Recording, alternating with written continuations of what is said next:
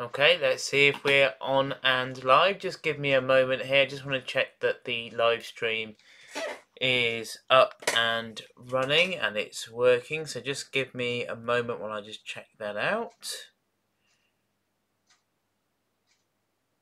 Just bear with me. A moment while I just check that out. Cool, we are up and running. Well, hello and welcome to foxyroxyreviews. Today we're going to talk about the TV series Genderquake by Channel 4. Now, now just a brief intro. I am Foxy. Just a brief intro. I am Roxy from foxyroxyreviews, and on this channel we cover trans features, well-being and reviews. That's the type of content that we cover. Now, we were going to do kind of a health update and other bits and pieces where I've got to with my well-being, but especially this genderquake thing happening so soon, I feel that we really do need to cover this week because it's a very salient issue.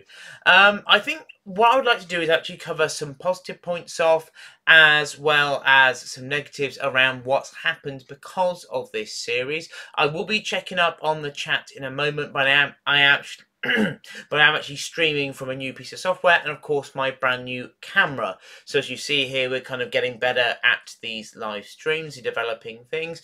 Of course here, if you have any comments or anything like that, we will be checking up on those, but I am switching between different software and bits and pieces. So as we kind of get more, we will be developing this further. So this won't be kind of where we'll end up, but we're kind of working it out along the way. So I think there's something that's I'm really enjoying, really get into, and it means I can get on things quicker and actually be working with different topics. Okay, so I think it's positive that the TV series and the debate, which we'll get onto very shortly, is encouraging discussion around the trans experience, different types of gender identity and expression, and other bits and pieces. So it is creating a platform. What I question is the implementation that Channel 4 has gone down, because I think this is where I have a lot of issues with it. TV in itself seems to love drama and creating as much drama as physically possible. Now, with a lot of things like EastEnders or other things like that, you can kind of control that with the stories and things like that. So at least you can have some respect of the subject matter. Not that saying that there's some documentaries and other things that hasn't been disrespectful, but there has been obviously then a number of things which have dealt with it in a better way. Now, with anything kind of Big Brother or the debate, it does create controversy. So they would have people in the house that would self-identify as people who I would consider transphobic against people, for example, who may be non-binary or some other type of gender expression. And this is where I have the main issue with this series, is that it wants to leverage the drama against obviously views and getting exposure at the expense of respecting someone's gender identity. Now, let's say, for example, we took another type of situation where you might have some people who would be racist, and then you had, for example, people of different ethnic diversity. That would not happen on Channel 4 because that would be considered racial hatred, and in my opinion rightly so. And I do not perceive or see why the trans community should be viewed in a different way, or why our experience and our expression should be at that expense. And this is where I really start to have issues with where Channel 4 is going, because I've seen that in terms of some of the coverage, especially the news coverage, that Channel 4 has been on the better end of what I've seen. So this, for me, is a big backwards step. And this is kind of where I'm coming to, is there's lots of situations in there. I know that alcohol was involved. There was outing of somebody as well. And it just created so much tension around these certain topics without any respect or delicacy or consideration for how the trans community may think or feel. And this is where I think that and this is where I really come to, is that there is some aspect of sensitivity. Now, when we get on to the debate itself, the concept behind the debate, I'm surprised that Channel 4 didn't realise before they aired it, they got the responses that they did. Because it wasn't so much of let's have a roundtable discussion around gender and around acceptance and other bits and pieces. You had opposing viewpoints going off against each other, and of course some people in the crowd started heckling and things like that, which I kind of thought that that would happen even before I watched it and I heard about it. And of course there's been massive outrage since it's actually come out, so that's where kind of I'm at really, is why did this happen in the first place? And of course there was some viewpoints around kind of expression and gender identity. Of course there was questions around safety, around kind of the new laws of self-identification, and I have personal views on why I think it's relevant and important for society to progress in terms of that respect. But the biggest issue that I have at the moment with that was it was such a harmful way of doing it and causing a lot of issues in my personal opinion. And to question someone's identity or gender identity, I feel is something that's very personal. So it's not like what I may call maybe like political affiliation or something like that. You wouldn't question someone's gender identity. You just wouldn't do that because it's part of who they are. It's like, for example, what your name would be. And for me to make that a debate, I think is a hugely disrespectful concept when you want to discuss things like gender. I think there's lots of ways in which this topic could have been discussed in a lot more considerate way and still could have got down into the details where Channel 4 wanted to go. If you want to get into the kind of nitty-gritty of that, there's probably a lot of things they could have done, but it would have been a lot more sensitive in the way, because it just comes across as very brash, disrespectful, and just wanting to grab views and grab attention for the sake of grabbing attention there. And that's what I find is the most grievous, I guess, here, is it just seems that you're selling out just for the sake of getting some news, kind of getting some views and getting some attention. I think with the non-binary stuff, because that was mentioned a lot, especially kind of the young transition and other bits and pieces as well. Obviously, those are big topics that I could do whole discussion points on their own, to be fair, and go into a little more detail about how you would perceive and view that, and why potentially the trans community needs to have a say in kind of how these things happen. Is that sorry, excuse me, is that when we're talking about these topics, that it's the debate concerns me, but what is, I think, is more kind of, oh god, glister on my face there, I got that from going out of here a few days ago. But what really concerns me here is that the fundamentals, in my personal experience, is gender expression is gender expression.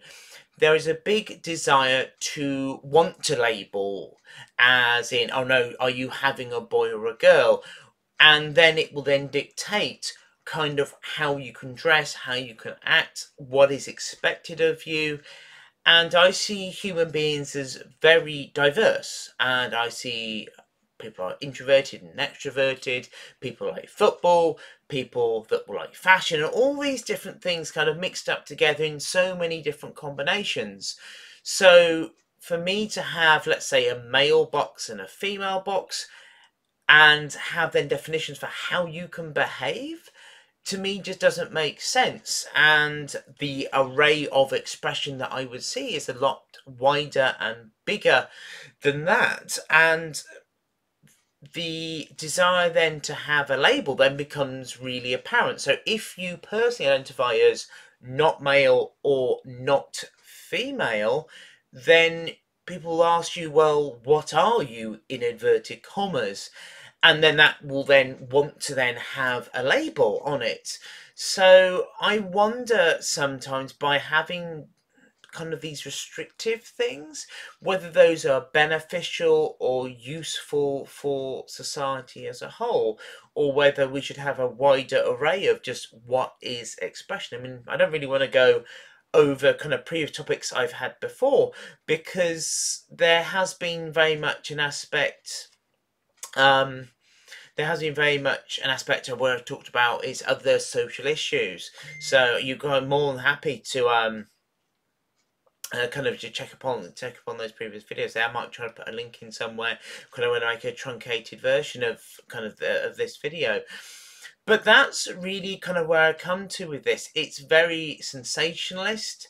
I think that quite a lot of the topics as well regarding kind of fertility, and if you are biologically a woman and the fertility being linked into femininity, I think femininity is a lot more complex and bigger than just those very small elements of what would make a person.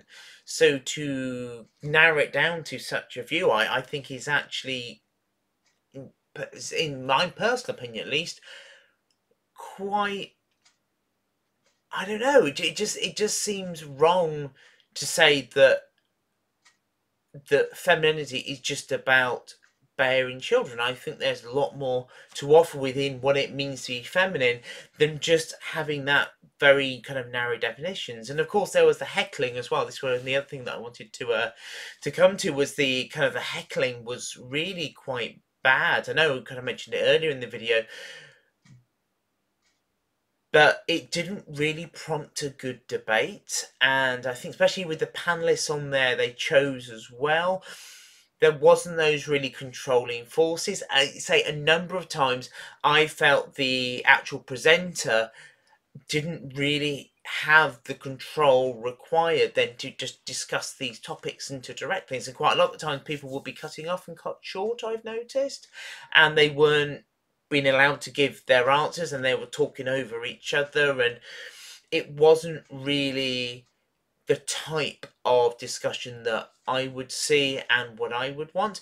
I think would have worked better, I think, rather than having like a Big Brother house style with these enforced situations and reveals, which was outings. And I don't agree with outings because it's their own person, their own time to make that expression. There's a few different things there about dating and outing and all those types of things, where those are very deep personal topics, and I think it personally, in my view, trivialized those to the point where I felt quite uncomfortable with watching it. And I'm not surprised there was kind of boycotts and stuff like that. What I'm going to do now is I'm going to check the live stream to see if there is any chats that I need to catch up with or anything that give me just one moment there. I'm just pulling some stuff up here. Let's go back one step because I know that we're live streaming at the moment. Just give me one moment here. So I'm just going over. That's fine. Let's go back and go back again. Yeah. Okay, and then we just go on to here. Sorry, we are going to be definitely working on kind of the software side, and we'll be definitely be getting a lot more kind of involved with this side of the equation. I'm just going to make sure it's muted. There we go. Okie dokie then. So I think that what we'll do now is, because I just checked the chat, there's nothing there at the moment. So I'm just going to load up the software again. So just bear with me a moment while I load that up. There we go. Okay, so I think what I'll do is talk about weight loss a little bit because I have been wanting to kind of speak about that and kind of where I've got to with that at the moment. I'm actually getting very close to my first goal. It's actually not that far away at all. I'm around 28 kilograms. That's the big number as the weight loss at the moment. I've been really getting into my 5k run, so I've been using the C2 5k app, and I'm getting on to week 4, and I must say there is a bit of a step up in kind of the intensity there and the kind of the amount of running you're doing in one go, and I am finding that it does always push you and challenging you, but I do find that it does give you kind of results and it is manageable, so it's not something which is definitely something that you can achieve. What I've been finding, I think, because there's a few different topics that I would like to cover, but I think this one is really salient for me at the moment, is at the beginning of my weight loss journey, I was very much kind of looking at kind of diet and what I was eating and being quite strict with myself and making sure that I kept on track, so to speak, so I wasn't deviating too much or moving away too much. And now, not that it's not important anymore, but I've come a little bit more kind of relaxed because obviously now my day-to-day eating and those types of things is kind of more regular now, so it's kind of become part of my daily life. So the day-to-day of what I eat and what I'm looking at and kind of bits and pieces doesn't change too much. I do have the odd treat every now and again, and I do like having kind of my treat meals, or I did kind of go out with my friends kind of a few days ago. So there is kind of like things that I do with that, but I'm not quite as concerned with that as I was, and it's not so much of an issue that I had maybe, maybe kind of a few months ago when I just started the journey. And I did find my weight has kind of stayed the same somewhat, so it hasn't moved that much over the last couple of weeks at least. But what I have found with my scales, which I would like to do kind of more content around, because they are interesting if nothing else, just to check out kind of the stats and where you are, is that even in the time that my weight loss was about the same, give or take a kilogram or two, my muscle mass has been going up, but my fat mass has been going down. So it's quite useful just as a motivational tool as well. When you go and hit a plateau, sometimes it's not actually necessarily you're not making any progress, but maybe the body is realigning slightly. Because obviously I'm doing a lot more fitness, hence why I'm doing a lot more live streams. I'm going to talk a little bit about that in a kind of a few moments time. But I'm finding that I'm kind of relaxing a little bit, and it's kind of a bit of a thing that I know, because obviously I look at quite a few kind of YouTubers around weight loss and diet advice and other bits and pieces, where it's kind of a big deal that, when you go off track or you have a treat meal, whether you're allowed in inverted commas, and then whether you would be judged or something like that. And what I'm finding now is, yes, of course, I do keep an eye on my weight. It's not something that just runs away. But in terms of my meal plans, I know around approximately how many calories are in those meal plans. And obviously then I'll also look at kind of how they're constructed, because I do like to have kind of, let's say, high protein and low carb and sugar and fat and things like that. And that's fun. That's been working really well for me, just based on the results that I get. I don't really like going personally for kind of fatty diets. I'd rather look at the numbers in the cold light of day and just see where that leads me. It's quite interesting. The advice that I've read has kind of backed up kind of where I've got to kind of with that side of things. But I just do wonder sometimes whether when you announce to people, oh no, you're losing weight, oh no, you've lost so much weight, you can get judged sometimes for it. And, if you do have a treat or something like that and you go, well, actually, as long as you're monitoring things or you just keep an eye on things, then it's fine. And I kind of see, a lot of people see kind of weight loss as a pain, or they really want to get to that end goal and that's where they want to be. And I see it more of a journey, because I'm kind of learning a few new things along the way. I mean, when I failed last time with my diet, there's things I was doing then that I am not doing now. I'm a lot more focused with kind of how I'm approaching things, and that I feel is kind of the learning part of the journey, where along the way, whether it's exercise or diet or what you drink has a massive impact on weight loss and things like that. It's so easy to consume a lot of calories without actually factoring that in. So if you are on some special diet, like low sugar diets and stuff like that, then it's quite easy just to put a spoon of sugar in like your coffee or your tea or whatever and not count that or not look at that. Um, but I just wonder sometimes whether we just need to give ourselves just a little bit more of a break and just kind of give ourselves a kind of a bit more kind of breathing room. Because as long as you've got a rough eye and kind of a rough idea where you're at, you don't really sometimes need to be as obsessive about the calories, because I already know from how I make my meals what calories are going to be in there, and I know that from my weight loss I'm going to lose the weight, so it's not so much of an issue, and I find I'm actually enjoying life more as a result now and not being so red about it. Obviously things like the 5k and stuff like that, that's a big deal for me at the moment. I'm really pushing to go ahead with that type of things and really, you know, make sure that I make my goals on that. And I am finding that is kind of helping me on kind of that weight loss kind of muscle gain side. Obviously I'm being careful as well with any kind of resistance I'm doing, that I'm not doing so much that I'm building massive muscles. I'm more focusing on toning. But that's kind of where I'm at the moment. I think we should be a little bit more forgiving, especially kind of the emotional side as well. I kind of go, it's very easy to be self-critical and going to go from, let's say, eating whatever you want, whenever you wanted, to being completely restrictive. Both those situations, I would argue, potentially are not healthy situations of being, because they can lead down problems down the line. So you want to end up with somewhere eventually in the middle. But as I go through the journey, I do find that it's more about learning to be healthy.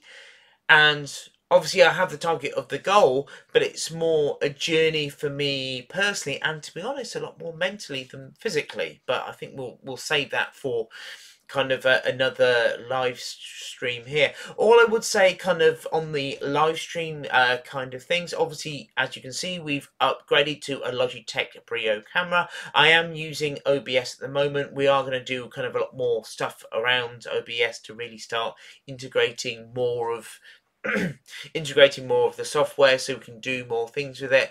And obviously we've got the lighting there as well. I'll get from my, obviously from the YouTube videos that I normally make as well.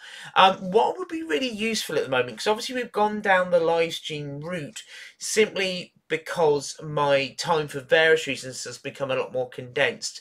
So ways in which I can get high quality content out there, so we can make sure stuff is actually hitting the channel, and we're also jumping on things which are relevant and current.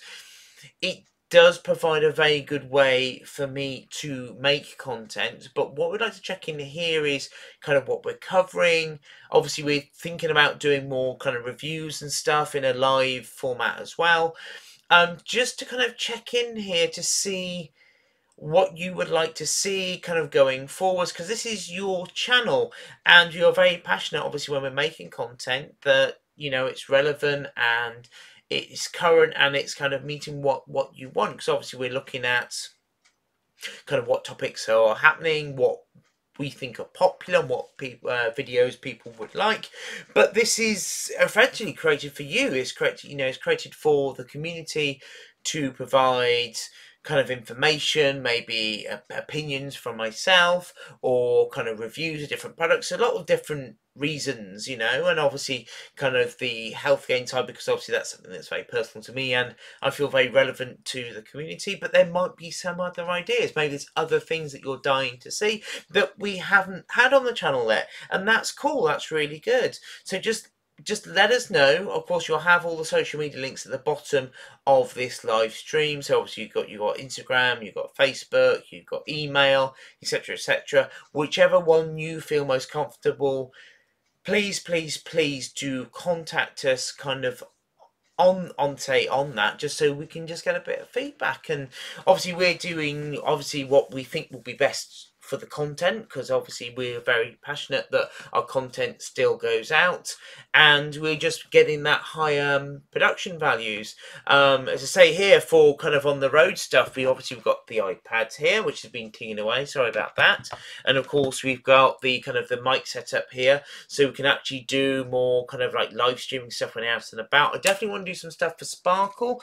I think that would be super duper cool, so we can do some kind of more kind of Sparkle related stuff. And basically it's kind of over to you now. Kind of where do you want to take it? Obviously we're doing kind of more kind of topic related kind of things and bits and pieces. I do like to kind of have a focus, or kind of have an idea kind of where each live stream is going. It kind of helps me out personally for kind of like, you know, what we're discussing, so I can kind of watch up and read up on everything. So just please feel free just to kind of to comment, especially kind of what happened today. What did you think about genderquake? Do you think, you know, what bit got you riled up, or do you think that actually it was a good thing? Because obviously having the discussion, I don't think is a bad thing at all. I just think how the implementation of it is, I think, what really kind of personally rubbed me really up the wrong way.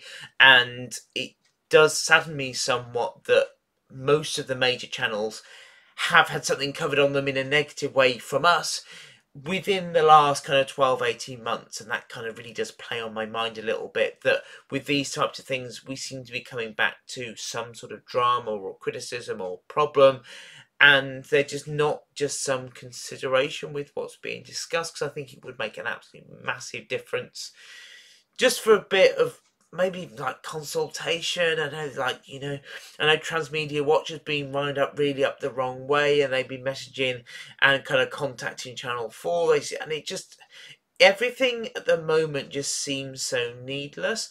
And don't get me wrong, I think the discussions need to happen, and it's really important that they happen, because that's how we will develop as a society. But the thing is, when you talk about things like people's identity and expression and things like that, these are very personal, deep issues.